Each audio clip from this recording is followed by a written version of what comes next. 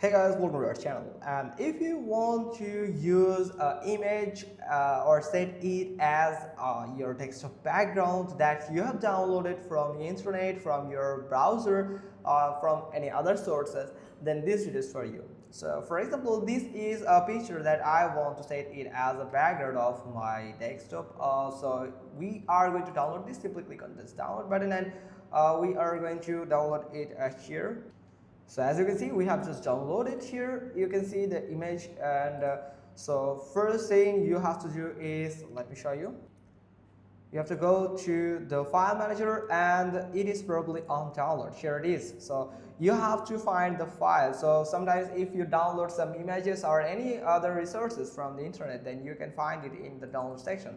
Simply double click on it and you can find the image preview from here. Now if you want to set it, then you have to simply right click on that image here, just like this, and when you have right click on that image, you can find set as desktop background. When you click on it, it will immediately set that image as your desktop background, just like this. Or otherwise you can do other thing is right click on anywhere in your desktop screen and simply you can find the personalize option and you can find the background option here, and from here you could, if you want to get back to the default background, then you can choose the default background just like this and it will immediately switch to the another image. Also you can browse more photo from your files and you can set that also as a background music. So for example, from here it is on right now on default, but I want to add this. So if you want to add a background from your settings, then you can go to the exact images location here and it will immediately set that images just like this.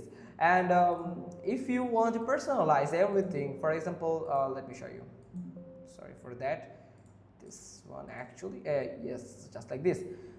Now if you want to personalize that, then you have to, for example, it is actually in a reddish tone and you want to get a custom color, so you can choose the mode here. So it is a darkish mode, so dark mode is actually go with that. So you can choose the accent color according to yourself. So this is the reddish, so I'm going to select it reddish just like this. It will look like this, the button you can see.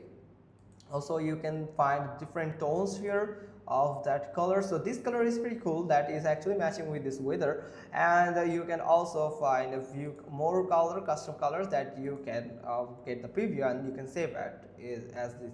Now that's how you can simply do it, and that's pretty much all thing. Hope you found this video helpful. If so, then give us a thumbs up. Don't forget to subscribe our channel, and thanks for watching. Till next time.